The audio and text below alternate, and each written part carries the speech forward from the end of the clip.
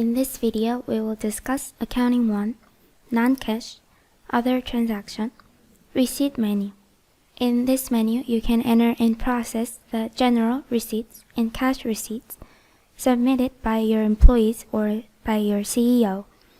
And you can process your employees' use of their own expense or that of money provided as a provisional payment by your company.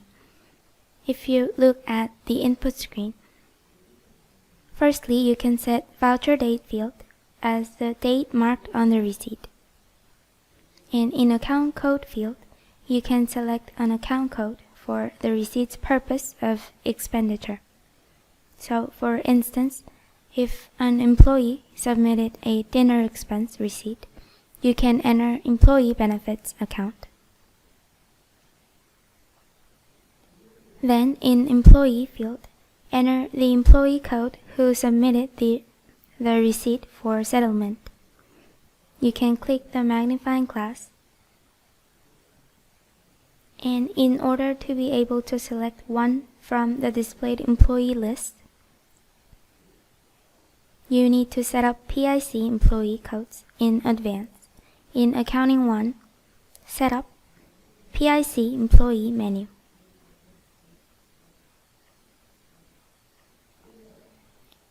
Next, in Customer Vendor field, enter the name of the vendor marked on the receipt. So I will type in the restaurant name, Beef Restaurant. Then enter the total amount. And in Remarks field, enter notes. For instance, Employee A dinner expense. Then if you click Save button, the entered data will be processed in the program only in terms of its amount. So if you look at the journal entry, the use of $300 will be set as for employee benefits purpose, and the amount will also be set as advances to employees amount to Employee A.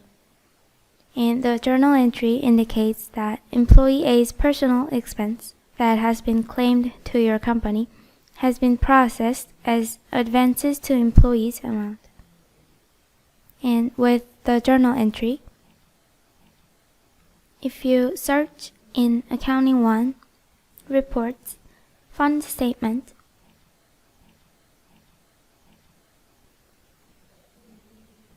and if you search by Advances to Employee Account, you can see that there is advances to employees amount of $300 that your company needs to provide to Employee A. So you can enter data in this way if you want to apply only the total amount to the accounting books. But if you want to also apply the tax information of the receipt, you can enter data in a different way. So firstly, we will enter each field again.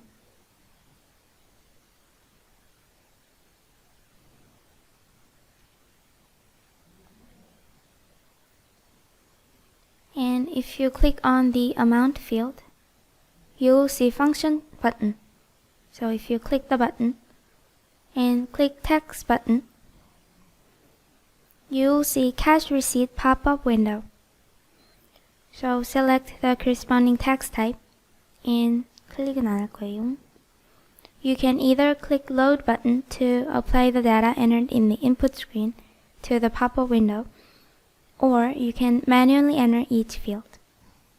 And among all fields, you can see that the left field of Customer Vendor field is blank. So in the left field, please enter the business registration number of the vendor that is marked on the receipt, and you can enter the number as it is. And in pre-tax amount field, after entering the amount, you can use calculate pre-tax amount on the right side and divide the entered amount into pre-tax and tax amount. And if you click apply button at the bottom, the amount will be applied to amount field. And if you click function button again, the tax button will be displayed in yellow which indicates that the pre-tax and tax have been applied. Then if you click Save and Print button again, the journal entry will be a bit different from just before. So the pre-tax will be journalized as employee benefits, and tax amount will be processed as VAT paid to vendor's account, and the total amount will be journalized as advances to employees amount to employee A. So you can verify the data the same way in fund statement.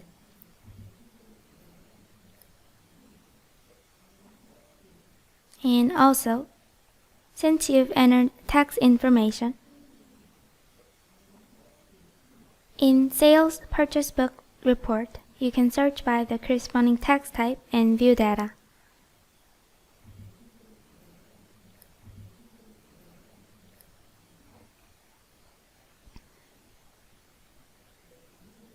So here you can see the expense spent in beef restaurant and its pre-tax and tax amount.